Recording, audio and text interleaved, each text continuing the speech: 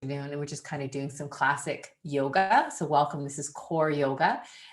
The one prop that I'll be demonstrating with, but is not in any way necessary, is some light weights. So if you have a 1 or 2 or 3 pound weights that you can access easily, but it's just to kind of give our core muscles a little like, oh, there's something different happening. We're not weightlifting or anything. So welcome everybody, this is core yoga. And this week we've been talking about transitions. We're transitioning to spring, which is a good thing, I think, but also there's a lot of other transitions going on right now in our outer worlds and in our inner worlds. Yoga has a lot to offer us, to support us and help us guide these transitions into something that'll end up being positive in the long run for us.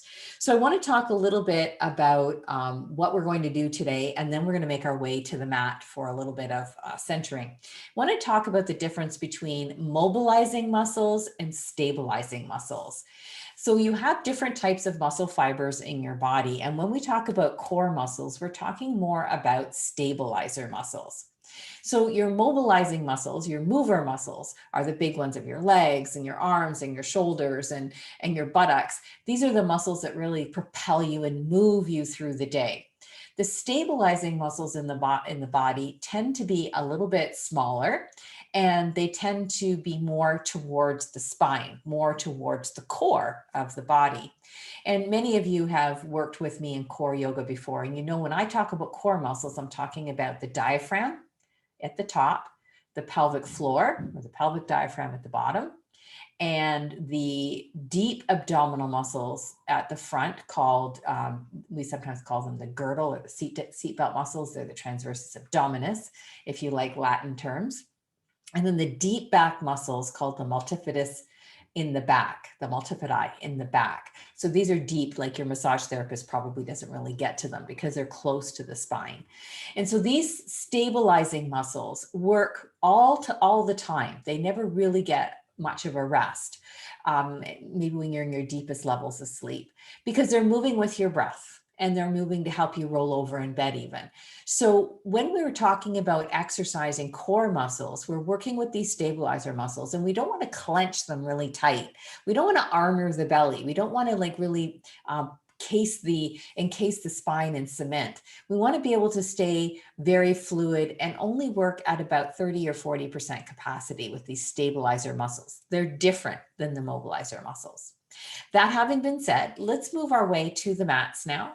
Lie down on your back and bend your knees and see if you can find constructed rest without too much trouble. I'm going to suggest a particular kind of breathing. Almost always we breathe in and out through the nose in yoga. So today I'm going to suggest maybe we might change that a little bit. If you don't like what I'm doing, then just ignore me. But what I was going to suggest that we could do is get settled on the ground, make sure that you're comfortable, and then begin to breathe in through the nose. And when you exhale, let your lower jaw relax and kind of almost like quite an audible sigh, but we're really focusing on relaxing the lower jaw as you exhale. So as you lie on your back in constructed rest, your spine supported, you inhale through the nose, and then deliberately letting your tongue muscle be heavy, letting your lower jaw be heavy. And try that a couple times. Deliberately releasing the lower jaw, letting the tongue muscle be heavy.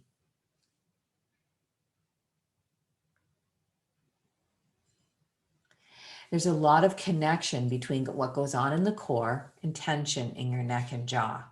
Maybe you've sensed that as you go through a long day and you're tired and you feel that tension in your neck and your jaw.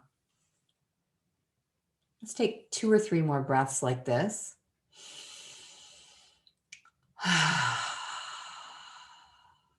Letting the jaw hang heavy as you sigh it out.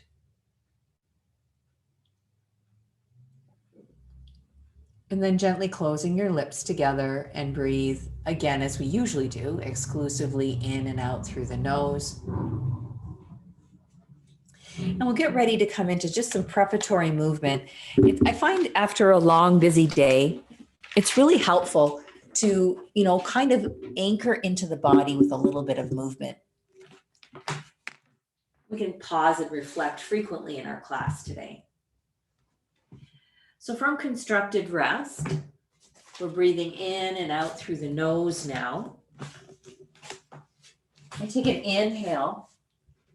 And as you exhale, gently draw one knee closer to your chest. You can hold on to the back of the thigh or grab your pant leg or use a scarf or a strap in between your hands. Wiggle your toes. See if you can liberate each of your toes from its partner, its next door neighbor. Squeeze the toes towards the ball of the foot and then squeeze them back up towards the top of the foot. So lots of movement with the toes there. And then point your toes away from you and flex the ankle a few times. And then roll the ankle right around in a big circle, as big as you can without causing any stress or pain. Let's change the direction of those big, bold circles with the ankle. And then let that foot come back to the ground. So this is what I was talking about sometimes it's really helpful to have movement because right away I'm feeling different about my feet. The foot that's been stretching and moving, it's just fresher in my mind. And so this is what we want to do is bring our minds, that crazy, weird place up there, and bring it into the body where we can ground and slow down a little bit. So let's inhale again. As you exhale, draw the other knee in towards your chest. Make sure it's a comfortable hold for you. And then wiggle the toes, separating each one of the toes from their neighbors. A little cracking might happen, that's okay, as long as it's not painful for you. And then gather the toes into the ball of the foot and then try to lift the toes so they almost touch the top of your foot. That's our intention anyway. And then pointing and flexing through the ankle a couple times. And then rolling the ankle joint in a big circle, big bold circle, and then back in the other direction. And just letting your feet come back to the ground and observing the sensations that you have in your feet. Notice maybe the increased sensitivity of the soles of the feet into the ground. We'll just bring that into the hands and arms. What we just did with the legs, we'll repeat. So let's separate and stretch your fingers away from their neighbors. Make all different patterns with your hands. We used a lot of mudra on Monday night's class, and we talked about the energy lines that come into the palms and the fingers. So you're just working that now. Make fists and then flick out. So if there's anything that needs to get out of your way for you to enjoy your yoga class, flick it away. And then nice big bold circles with the wrists in both directions. And then let your arms rest to your sides wherever they're comfortable and be in your hands for a moment.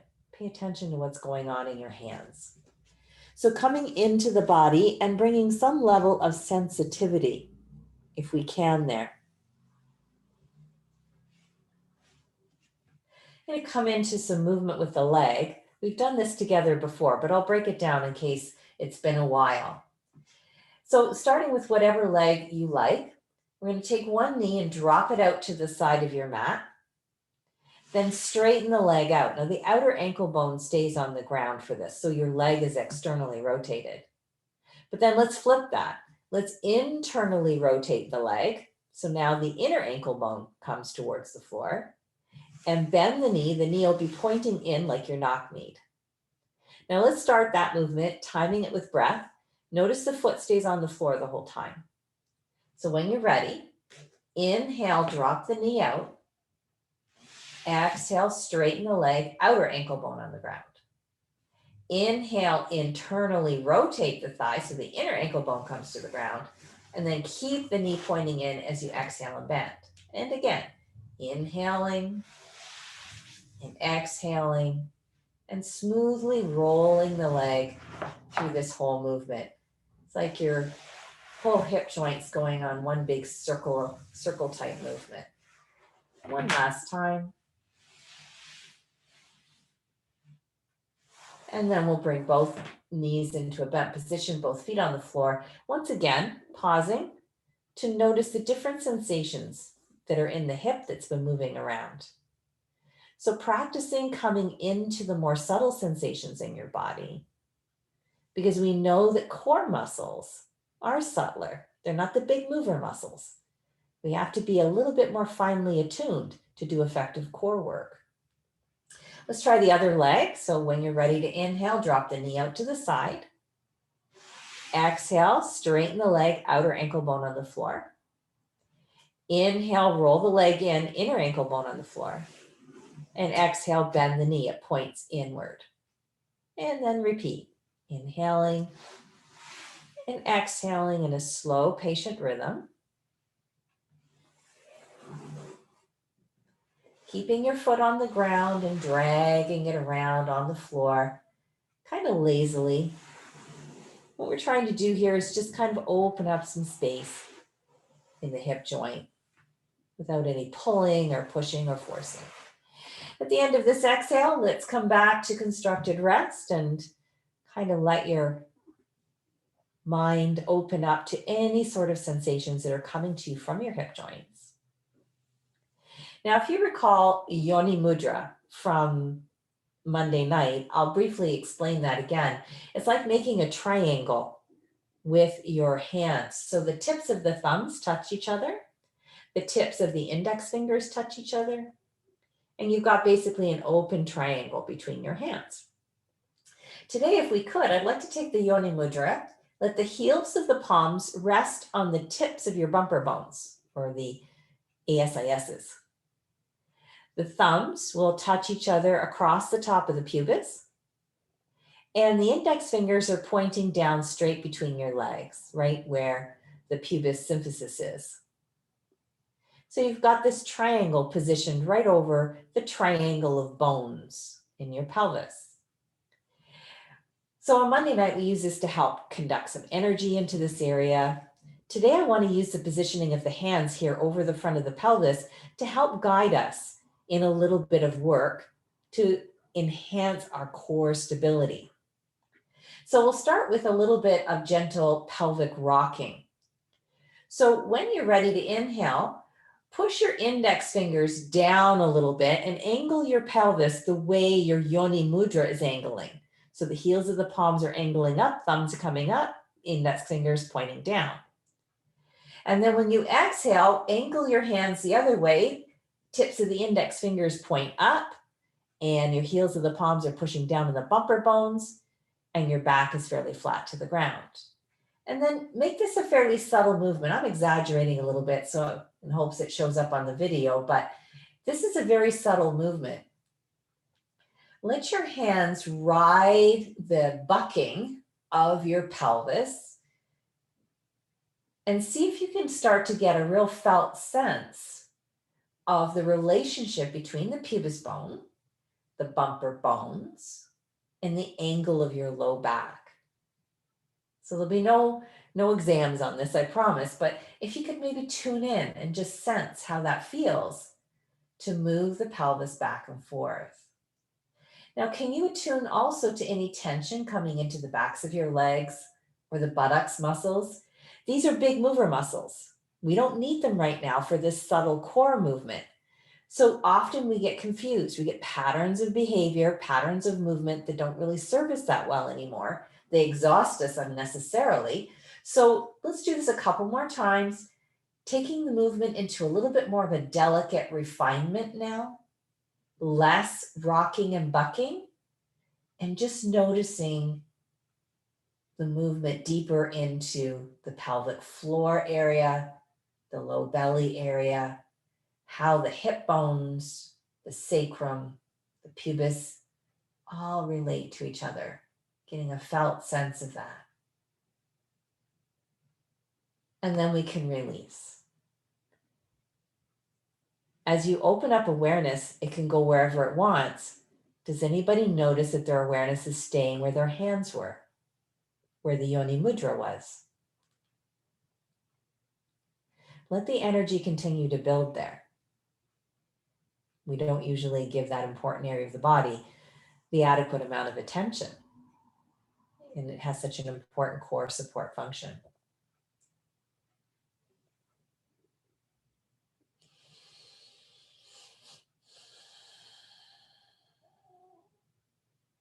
Let's return the hands to Yoni Mudra, exactly as we had them before. Now, if this is really getting uncomfortable for you, don't worry about it. You don't need the hands here. It's just sometimes some tactile feedback is so helpful.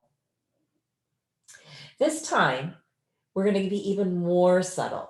We're not going to rock or buck the pelvis at all. We're going to keep it right where it is in neutral. But see if you can sense on the inhale, there's a sense of spreading apart of the bumper bones, even of the pubis symphysis. And as you exhale, there's a gathering together. So Yoni Mudra shrinks as you exhale. Can you imagine that? On the inhale, the mudra expanding, and on the exhale, it's shrinking. And again, you're not using your big mobilizer muscles for this. This is a very subtle, almost energetic movement now. See if you can take a couple more breaths and notice your jaw. Do you want to go back to that breath on the exhale, where you let your jaw hang and your tongue be heavy? Breathe out your mouth. How does that change what you're experiencing?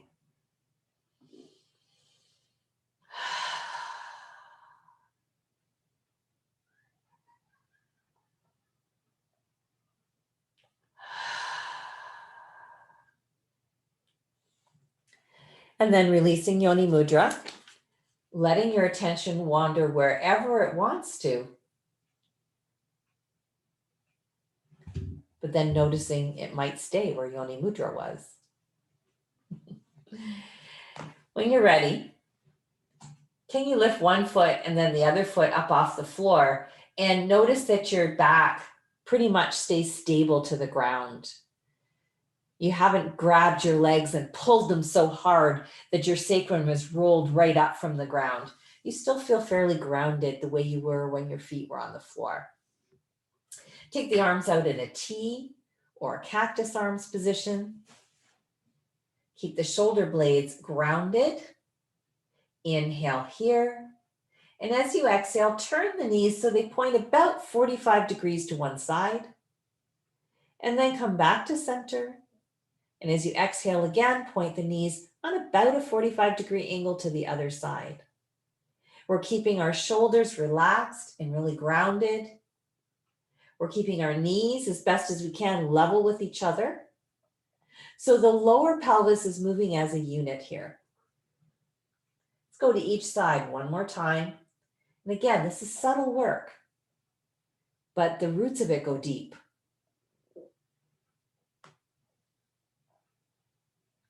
And then come back to center and release the feet to the floor, and we'll rest for a moment. When our world is in flux, as we were talking about before we started class tonight, when isn't it in flux? We need to know where our strengths are, and we need to know we've got structures we can count on. And this is what our core is. It's a stabilizer set of muscles. It's there to give you stability, especially when the world gets a little crazy. Now I've got my arms in cactus arms. If this is uncomfortable for you, you can just have your arms out in a T. We're going to think about the shoulder blades briefly, and I want to do a little bit of work for strengthening the muscles around the shoulder blades. When you're ready to inhale, draw the shoulder blades closer to the spine and push them down into the ground. Exhale, relax, and sink to the earth. Inhale, shoulder blades gather inward and push down to the ground. You'll notice your chest lifts a little bit. And exhale, relax. Can we come into that a couple more times? And this again is a subtle movement. Someone looking from outside wouldn't really see that you were doing that much, but you may feel reverberations from this movement deep into the layers of your awareness. Let's do one more. Inhaling, shoulder blades come together and push down. And exhale, relax.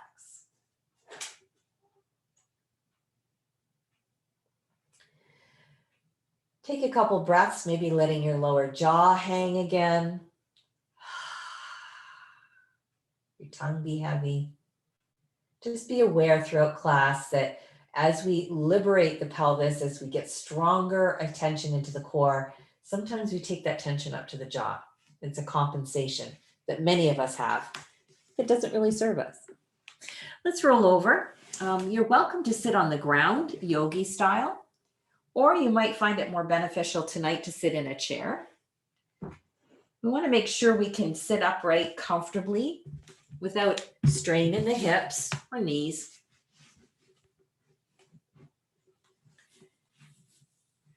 Once you become aligned, just make sure that your hip joints are higher than your knee joints. Got your beautiful waves in your spine, your natural curves. Take a couple shoulder rolls backwards with your shoulders, or any other kind of movement like this that you know helps you to kind of loosen up the spine so you can sit comfortably. Feeling your sitting bones angled straight down into the chair or into the floor. So your pelvis provides a very sturdy and straight foundation for the spine to grow from. We're going to do a little bit of work with the belly here. So we're doing a lot of pelvic work, a lot of, pelvic floor work. And we're going to do a little work with the belly. Remember, I was saying that these muscles work all the time to stabilize you, but they don't work at full tilt. That's exhausting and actually counterproductive. So let's pretend we're getting ready to put on a bathing suit. And many of us have probably started thinking about that. So take your belly, suck it in like we want to look skinny. And there's just no way for grandma here to ever pull that off anymore. But just feel that tension, feel the difficulty in getting enough oxygen into your body, feel your jaw start to react. Now relax on your next inhale. And relax even more as you exhale. So that we'll say that that's more or less 100% effort to suck in the belly like that. And it didn't feel good for me. I don't know about you, but there are people that go through their life sucking their bellies in because they want to look skinny or they think it'll help their back, but they're really robbing themselves of energy and oxygen. So let's practice as we exhale a little bit of gathering. Remember, we were feeling the yoni mudra shrink on the exhale. Let's imagine that our yoni mudra is all the way around the middle part of the body and everything kind of pulls in just maybe 30% on the exhale. So if it would be helpful to have that tactile feedback, feel free to have your hands on your rib cage. That's a good place to try this one with. And then inhale, totally allow expansion. Don't be rigid in the belly. And then on the exhale, feel everything gather in about 30%. So not 100%, that's for sure, but about 30%. And then relax completely as you inhale. And allow the whole middle of your body to grow larger as you inhale, and then slightly contract about 30% as you exhale. So become more attuned and more sensitized to how much you're using your muscle strength and in what way you're using your muscle strength. Let's try that for 2 more breaths.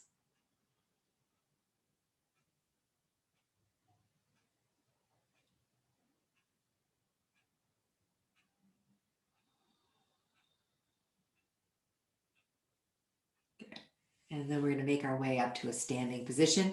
As I mentioned earlier, there's an option to use a few light hand weights in this practice. If you don't have them, don't worry about it. They're certainly not necessary. So you might want to just have those handy as we get ready to come into our standing movement. Before we get into the standing movement, can we just do a little bit of that tactile orientation again? So we talked a little bit about our bumper bones. These are the protruding bones at the front of the pelvis, AIS as sometimes they're called. And then of course, most of us can find the bottom of our rib cage. And what I'm hoping we could do here is notice the relationship as we breathe on a vertical. We were talking more horizontal expansion before, on a vertical expansion. Can you imagine that there are railroad tracks? They come straight up through your ankle joint, knee joint, hip joint, up to the bottoms of the ribs into the shoulder joints. So there's vertical railroad tracks running right up my body. And my rib cage is going to ride up and down on those vertical tracks. So when you're ready to breathe in, you can use your hands if you want.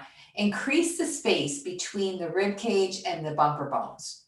And then on the exhale, you can let that space compress a little bit.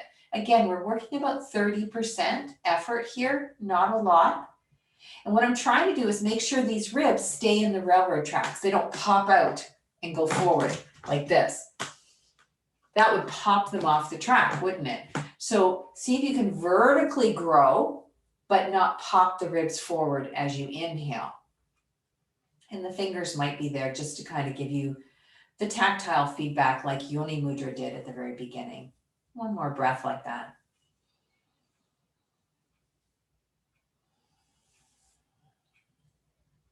And then we can come back into mountain pose. I'm going to use my hand weights now. And as I mentioned earlier, the hand weights are not for weightlifting per se. The hand weights are more because they're going to add a little extra dimension to the information going to your brain. And you're going to find as you just hold something, a pound or two in each hand is quite enough. If you just hold something in your hands, all of a sudden the idea of stabilizer muscles starts to make a little bit more sense. So if we hold mountain pose for just a few breaths here, notice the work in the legs. Make sure your knees are unlocked. Notice the work in the jaw. There's obviously no work at all required in the jaw, but many of us use the jaw muscles to stand up. So let's try to unwind some of that tension. Maybe take one of those breaths. You don't need shoulder muscles to stand up. But you do need the stabilizer muscles. So just like we were working with Yoni Mudra earlier, or the hands on the rib cage, or the hands spreading us vertically, sense of expansion through the middle part of the body as you inhale, maybe about 30%, contraction as you exhale. Can you attune to that? Stabilizing your mountain pose. If someone came along and bumped into you, you would not be able to be moved. You're so grounded and stable. You're going to come into a little bit of forward folding work. Again, option to use the weights if you like. I'm turning sideways, but you're fine. We're going to make sure we keep the weights close to the legs and bend the knees significantly. So here we go. Inhale, vertically grow taller. Exhale, contract the belly muscles at about that 30%. Let the weight in your arms help to pull your spine into a little bit of traction here. And then inhale, keep the hands on the legs, the weights close to the legs, as you lift up and vertically extend. Exhale, belly muscles pull in about 30%. This stabilizes you as that extra weight drags you to the ground.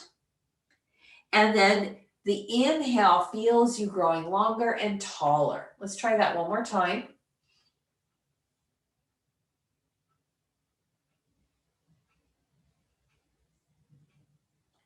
And then come back up to center.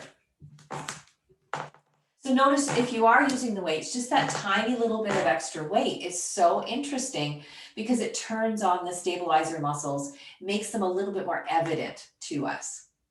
Okay, so we're going to come into a little bit of movement with the weights. Again, we want to focus on stabilizing through the core. So there's an option to swing, and you might have had to do this sometime, and your whole body kind of moves with the weight. We're not going there. We're going into a controlled movement where we're more focused on the locus of movement, the fulcrum point of movement, a stabilized core.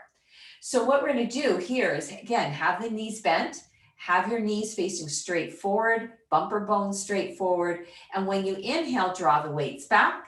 And as you exhale, lift them up a little bit. I'm not focused so much on the arm movement as I am on that contraction through the central core of your body, the stabilizer muscles. And this is a really interesting contemplation, I find, because so often we throw our shoulder into it, whether it's lifting bags of mulch for the garden or picking up a grandchild. This is throwing your core into it, stabilizing with your core so that the shoulders aren't doing the work all themselves. Let's come back to mountain pose and just let that settle in for a moment.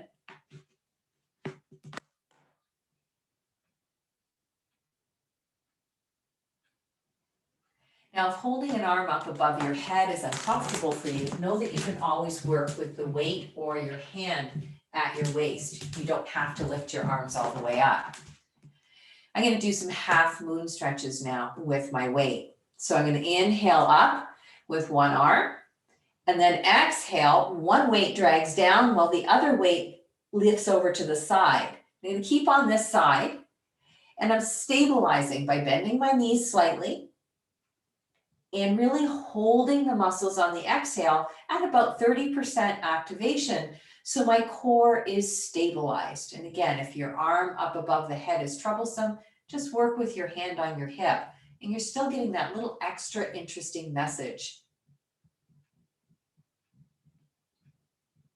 How to stabilize the core, how to create movement and strength from the core. And when you've explored that side, we'll come back to a neutral position, just like we did all the way along, noticing how things shift and change, attuning to the more subtle bits of information that come from your very intelligent and beautiful body. And then whenever you're ready, we can inhale on the other arm and exhale, half moon stretch to the other side. So I'm letting this weight be heavier on the exhales to challenge the core muscles to stabilize up on top.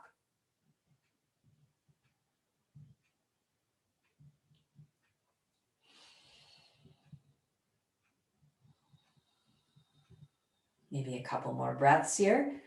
Remember, we're looking at about 30% activation on the exhale. So the pelvic floor is contracting slightly, the belly muscles are pulling in a little bit. It's not a really gross, sledgehammer kind of movement. Okay. And then releasing back into mountain pose. So I'm going to come into chair pose. I'm just turning sideways so you can see this a little bit better, but you'll be fine facing the way you are. So just to review chair pose, you want to make sure as you come back that your weight is coming into the heels. So rocking back of the hips, bending at the knees, and pushing the booty backwards. So we can take a couple preparatory chair poses here. As you push the booty backwards, the weights are balanced on the thighs. So what we are using a lot of big mover muscles, but we also want to have that contraction in the core. Okay, so chair pose on its own is more about the mover muscles. Now we're going to work on it from the point of view of the core. And this is where I'm going to kind of face you, but we're hoping that you've still got that mechanism of the booty pulling back. So let's bring out the arms in front of us, drop them so that they're a little lower than shoulder height, elbows slightly bent. If the weights get too heavy, you can do this without weights. It's just a little extra challenge. When you're ready to inhale, come into your chair pose. We're going to hold chair pose now. And as you exhale, move one weight out to the side. See if you can turn your trunk a little bit in that direction. Inhale, come back to center, and exhale out to the other side. So weight is in the heels, booty pulling back, knees staying level with each other, even though you're twisting, because we're using the core to stabilize. Let's go to each side one more time.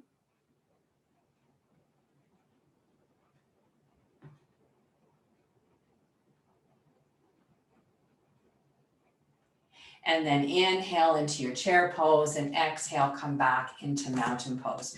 Let's just drop the weights for a second. Roll out the shoulders. Remember the joint fraying we did at the beginning of the class with toes, ankles, wrists, just removing any stagnation that built up from our stabilization work. And then when you're ready, we'll come to another seated position. I'm going to suggest that you have a blanket under your hips and the legs extend out front. So I'm not using quite the same level of blanket that I did at the very beginning.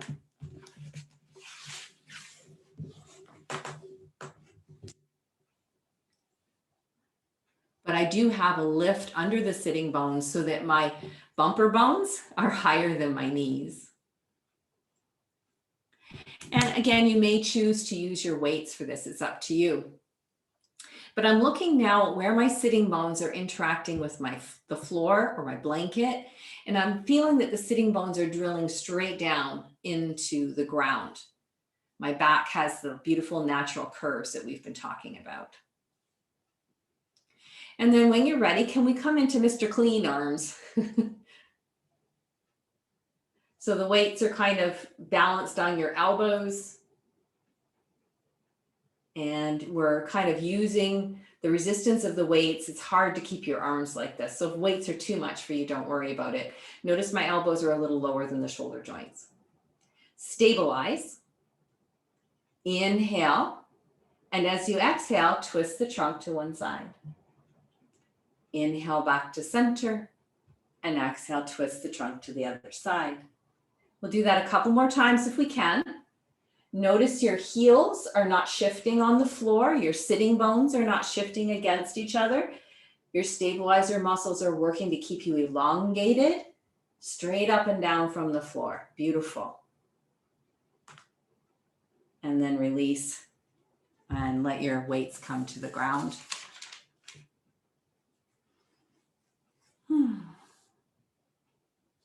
Okay. I'm going to lean back onto our elbows here. Bending your knees. My blank's there. So this is kind of like you might watch TV like this sometimes. And I've lifted up my toes. So I'm balanced on my heels on the ground here. Lifting the toes up off the floor like this really takes the hip flexors out of this and allows us to work with the core stabilization a little bit more. Elongate the spine. So your spine is in the same shape as it would have been if you were sitting upright like you were a moment ago. So you're not slouching out into a cat type back. And then this is really very simple. It's not easy, but it's simple. Take an inhale. And as you exhale, lift one knee up over the hip joint. Inhale, heel comes back down. Exhale, lift the other knee up over the hip joint. And exhale, come back down. So you want to keep your spine long. Keep those shoulder blades gathered in towards the spine. Stabilize so your core is not rocking from side to side. Those muscles are wrapping around to protect it about a 30% work level. And after you've done that about 3 or 4 times on each side, we'll come back up and take a moment in staff pose to just process what's been happening. So you can see we're not doing very sophisticated things, certainly nothing that we could Instagram, but you may feel a lot more connection to the core, a lot more stabilization. I want to come to table pose now for a little cat-cow. If you don't like to weight bear on your knees, know that the chair would be a great alternative. I think many of you have seen that opportunity before. So coming to your table pose, making sure there's lots of room between the arms and the legs. If you're doing a standing version with the chair, make sure your knees are unlocked. And all of us should have our elbows slightly unlocked. And then just take a few breaths. You're familiar with this movement, I'm sure. Exhaling into a cat stretch. Inhaling into a nice long spine. Just let yourself have a little bit of free movement here.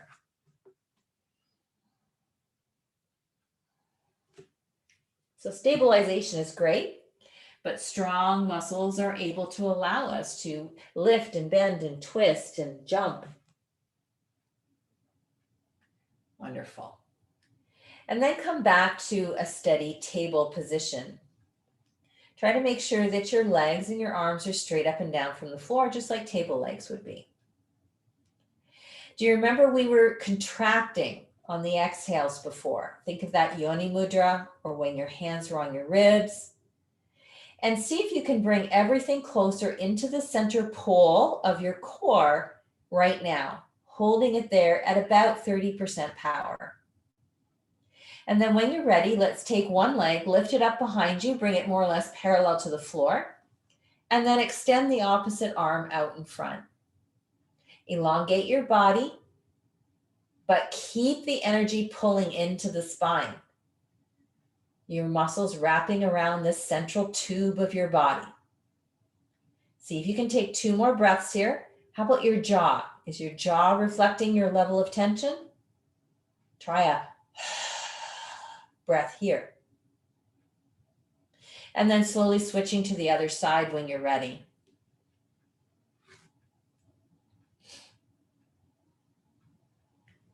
Both of your bumper bones pointing straight down to the ground, even with one leg lifted. When you've done an even number of breaths on both sides, let's take a break in our child's pose.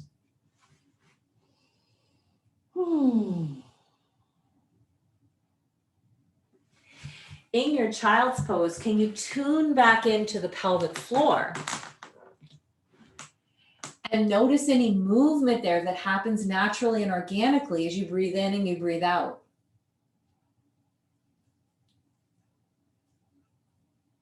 There's a relationship between what happens in your thoracic diaphragm, what happens in your pelvic floor diaphragm, what happens in all of the core muscles. It changes each inhale and each exhale.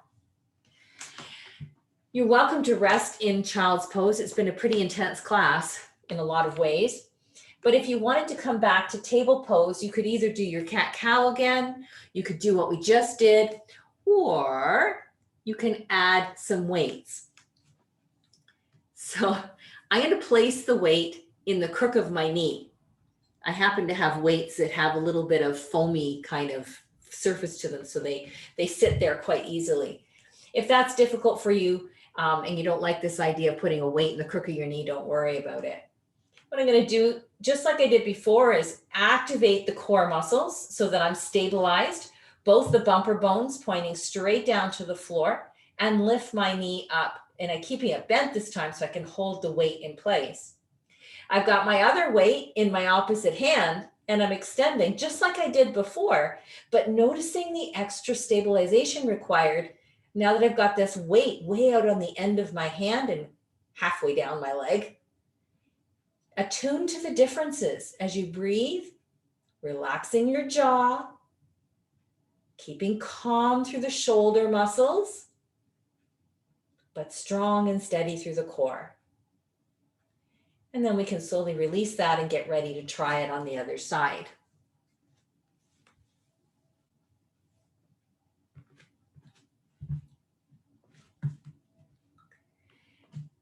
So we take the, you knew that was going to happen, didn't you? Take the leg up first,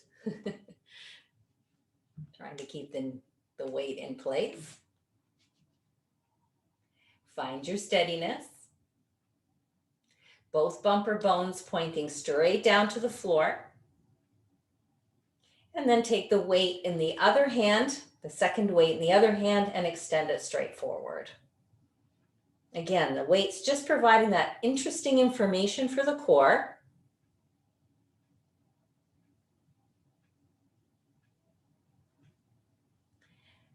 And after you feel you've done an equal number of breaths on both sides, let's take a rest in our child's pose again.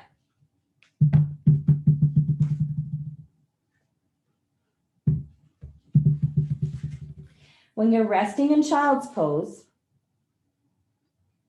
see if you can tune into any natural movement through the pelvic floor as you breathe in and you breathe out. Because the belly's a little compressed, sometimes it becomes a bit more obvious. If you're using a chair today, know that you can do child's pose just with seated in a chair, and then you open the legs and let your body fold down in between your legs. You get the same sort of stretch without any pressure on your knees. And then let's return to the table position. We'll go back to our familiar cat-cow movement, but change a little bit about how we breathe. So when you're ready to inhale, lift the chest, pull it forward through the arms. Exhale, go into your cat back, but stay here to inhale now. Can you feel the rib cage expanding a little bit more, especially out the back? Exhale, arch a little bit more deeply, draw the belly in a little bit more deeply. And then inhale, stretch the front of the belly in our traditional cow sort of shape. Let's try that again. Exhale into cat back. Stay here on the exhale, really spreading and opening the back ribs. Exhale, pull the belly up a little bit more. Not 100%, but maybe 40%. And then inhale, stretch. Last time. Holding the cat back for a full breath in and out. And then stretching the front of the belly on that last inhale. And on the exhale, coming down onto your belly. If you really don't care to be on your belly, you could easily do this standing at the wall or against the back of your chair, and just follow along with the cues from that standing position. So you can bring your weights with you for this if you like. And again, we're working just to use the weights to help us stabilize. So whether you're standing at your wall or at the back of your chair or your belly down on the ground, you want to elongate the spine. Engage your stability muscles at about 30%. And this is going to help us from rocking from side to side. You want to keep the relationship of your body to the ground or to the wall in front of you or the chair in front of you neutral.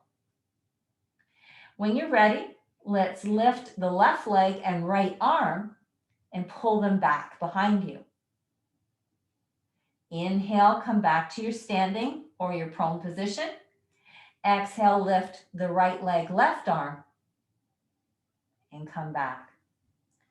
As in so many other postures, those bumper bones give you some really good feedback about the position of your pelvis and whether on the exhales, you're really helping to maintain that contraction that you first experienced tonight in Yoni Mudra. Exhaling as you lift your limbs back. This makes it even on both sides for me. So I'm going to roll over onto my back now. Bend the knees. And come into constructive rest briefly.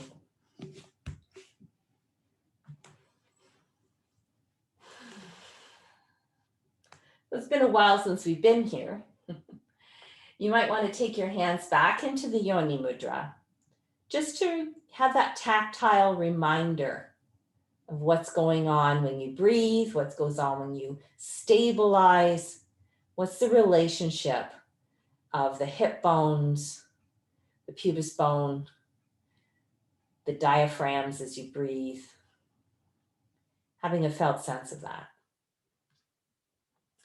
Now, if your hands are down here, it might be kind of interesting. Remember, the heels of the palms are on the ASISs, or the bumper bones, and the tips of your fingers are pointing straight down between your legs.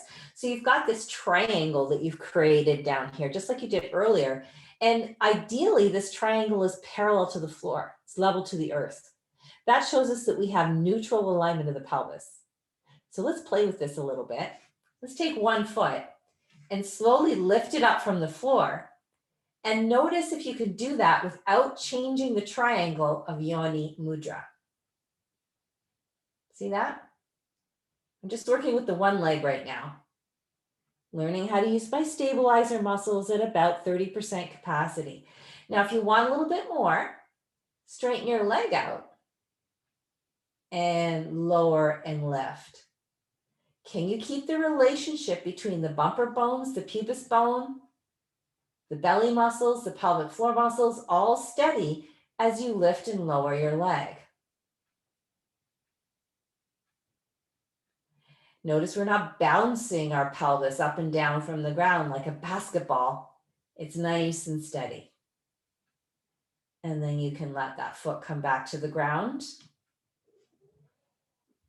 It's a lot of work, a lot of focus. Let's try the other side. So Yoni Mudra stays flat to the ground as you lift and lower your foot. It sounds simple, but it's not necessarily easy. And if you can get that mechanism, if you can keep stable with a bent knee, try a straight knee. And that lever is a lot longer and a lot more challenging for the stabilizer muscles. If you notice tension coming into your jaw, try the breath that we did at the beginning, the inhale through the nose and then the and see if you can keep the jawbone released, the tongue muscles soft.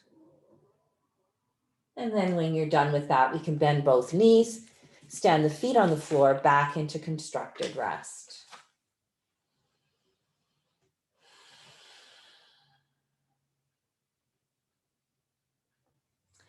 Winding down a little bit now, let's take an inhale, stretch the arms back behind the head. And as you exhale, bring both knees in towards the chest and allow your sacrum now to roll around a little bit. So we're getting into a bit of a massage for the low back. How would it feel to take your knees apart? Maybe take a big breath in now and exhale, push them away, circle them around and touch them again as you exhale. So do a couple big, bold circles through the hip joints in time with your breath.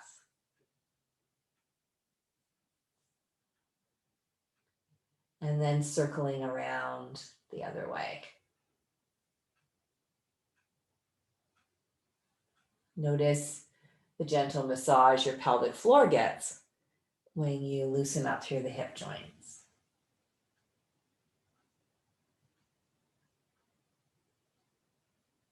And then coming back to center. I'm going to suggest that you step your feet away a few inches from where you first placed them and let your knees flop in towards each other. You might want to put a blanket or a pillow in between your knees so your knees feel like they could touch easily. You can even wrap a blanket right around your legs so they're kind of held into place. So we're in a slight variation here on constructed rest. Sometimes it's nice to keep your hands on your low belly, around the bumper bone area, so your attention stays focused there. My hope for you is your low back feels comfortable and that you feel a sense of ease penetrating into the low belly, the groins. And that sense of ease softens your belly, chest, shoulders, those jaw muscles. And as you rest here, you even notice that your eye muscles release and allow your eyeballs to sink back into your skull.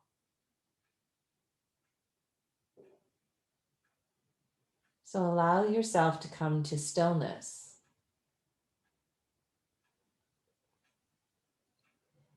See if you can attune to the infinite levels of release and letting go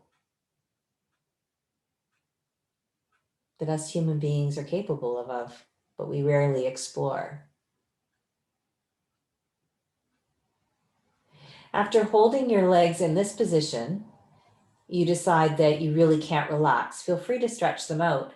But as you explore stretching them out in the traditional Shavasana shape, look at the angle of your low back. Look at the front of your ASIS bones, your bumper bones. Look at the groins in the area right above the pubis bone. Do you sense they get armored or tense again? Sometimes to truly relax, we need the knees bent and the thigh bones internally rotated.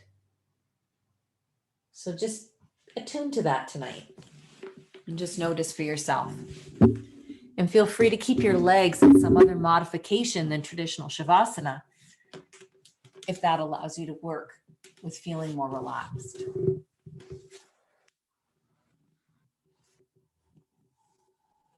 We've got a few minutes here now. A few minutes to settle towards the ground.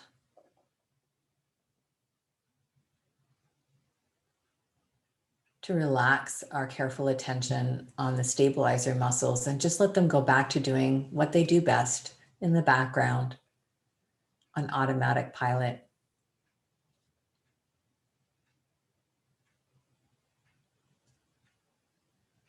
Notice the soft rhythm of your breath.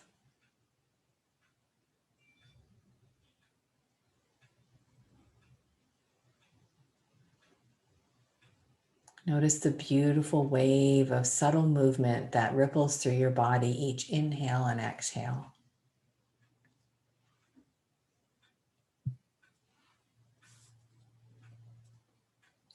All we were trying to do in class tonight was not change anything or fix anything, but just to simply bring your attention to the miracle that's already there on your mat, the miracle of you.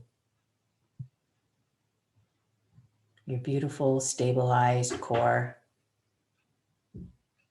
your beautiful, fluid and mobile breath.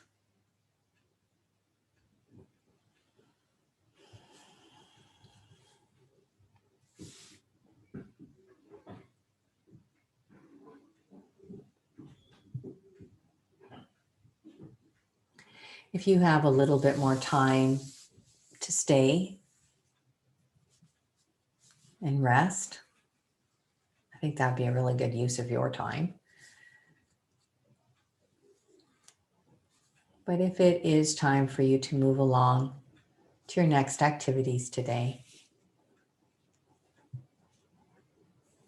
please prepare your body the way we did at the beginning of class, with a little bit of toe wiggling and ankle rolling, a little bit of finger wiggling and wrist rolling. Slowly rolling over to your side, resting there.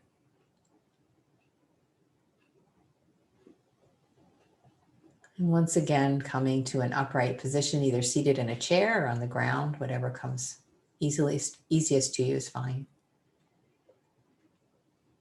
And once you're upright, maybe you keep your eyes closed for just a second more so you can continue to attune to the miracle that's unfolding right under your nose.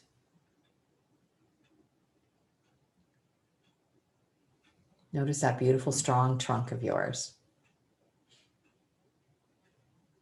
And feel the energy flowing up and down as you ground, but simultaneously open to your next adventure. Let's celebrate our time together by taking the hands together at the heart and preparing to share the sacred sound of Om. I'm inhaling now.